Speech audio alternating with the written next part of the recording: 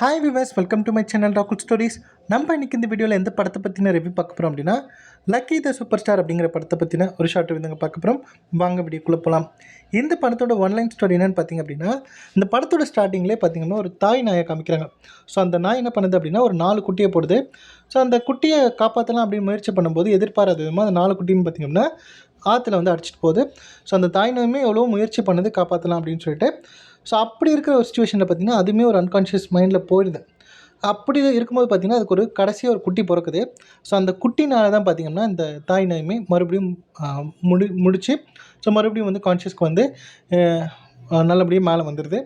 So வந்ததுக்கப்புறம் பார்த்திங்கன்னா அது என்ன நினச்சிக்குது அப்படின்னா, ஓகே நம்ம இந்த குட்டியாச்சும் நம்ம காப்பாற்றணும், இது மட்டும் நம்ம பத்திரமா பார்த்துக்கணும் அப்படின்னு சொல்லி இந்த கடைசியாக உயிர் தப்பிச்சு அந்த குட்டியை மட்டும் பத்திரமா பார்த்து வளர்க்கலாம் அப்படி முயற்சி பண்ணும்போது, ஸோ எதிர்பாராத விதமாக பார்த்திங்கன்னா அந்த குட்டி வந்து அந்த தாய் நாய்க்கிட்டேருந்து பிரிஞ்சு போயிடுது, தொலைஞ்சு போயிடுது.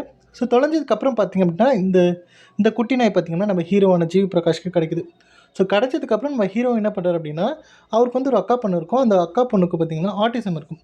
ஸோ அந்த பிரச்சனையினால அவஸ்தைப்பட்டு இருக்கக்கூடிய அந்த பொண்ணுக்கு என்ன தான் ட்ரீட்மெண்ட்ஸ்லாம் பண்ணியிருந்தாலுமே அவளுக்கு ஒரு கம்பெனியன் இருந்தால் ரொம்ப நல்லாயிருக்கும், அவளுக்கு வந்து உடம்பு இன்னும் சீக்கிரமாக குணமாகும் அப்படிங்கிற மாதிரியான ஒரு விஷயம் இருக்கிறதுனால நம்ம ஹீரோவுமே என்ன பண்ணுவார் அப்படின்னா, நம்ம ஏன் இந்த நாய்க்குட்டியை நம்ம அக்கா பொண்ணுக்கு கிஃப்டாக கொடுக்கக்கூடாது அப்படின்னு சொல்லிட்டு இவருமே அவருடைய அக்கா பொண்ணுக்கு இந்த நாய்க்குட்டியை கிஃப்டாக பண்ணிடுவார், கிஃப்ட் கொடுத்துருவாரு. ஸோ கொடுத்ததுக்கப்புறம் ரொம்ப நல்லா தான் போயிட்டுருக்கும்.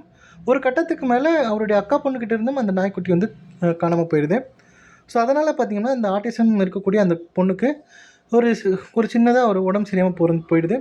ஸோ அதுக்கப்புறம் இந்த நாய்க்குட்டியை காப்பாற்றினாங்களா இல்லையா, அந்த நாய்க்குட்டி கண்டுபிடிச்சாங்களா இல்லையா, அதுக்கப்புறம் என்ன மாதிரியான சம்பவங்கள் ஆச்சு அப்படிங்கிறது தான் லக்கி த சூப்பர் ஸ்டார் அப்படிங்கிற இந்த படத்தோட மொத்த கதையும். ஸோ இந்த படத்தை பார்க்கும்போது எனக்கு என்ன தோணுச்சு அப்படின்னா, 2003 ஒரு அமெரிக்கன் படம் ஒன்று வந்துச்சு, ஃபைண்டிங் நீமோ அப்படிங்கிற ஒரு படம் வந்துச்சு, உங்கள் எல்லாருக்குமே தெரிஞ்சிருக்கும். ஸோ அந்த படத்தோட கதையும் பார்த்திங்கன்னா ஏறக்குறைய இந்த கதை தான். அந்த படத்துலையும் பார்த்திங்கன்னா ஒரு க்ளோன் ஃபிஷ் இருக்கும், ஒரு ஆண் க்ளோன் ஃபிஷ், பெண் க்ளோன் ஃபிஷ், ஒரு பேரண்ட் இருக்கும், ஒரு கப்பல் இருக்கும். அந்த பெண் க்ளோன் ஃபிஷ் பார்த்திங்கன்னா ஏகப்பட்ட குட்டியை போட்டிருக்கும், ஏகப்பட்ட அந்த முட்டைகளை போட்டிருக்கும். எதிர்பாராத ஒரு சம்பவம் நடந்து பார்த்திங்கன்னா இந்த எல்லா குட்டியும் பார்த்திங்கன்னா அழிஞ்சு போயிடும். அதில் அந்த அம்மாவுமே அழிஞ்சு போயிடும், அப்பா மட்டும் இருக்கும்.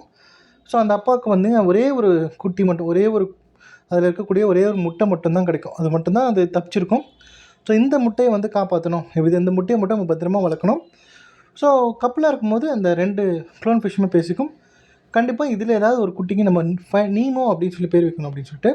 ஸோ அதனால் அந்த ஆண் க்ளோன் ஃபிஷ் என்ன பண்ணோம் அப்படின்னா அந்த குட்டியை பாதுகாத்து அது வளர்ந்ததுக்கப்புறம் அதுக்கு நீமோ அப்படின்னு பேர் வைக்கும். அதுக்கப்புறம் நடக்கக்கூடிய சம்பவங்களும் உங்களுக்கு தெரிஞ்சிருக்கும்.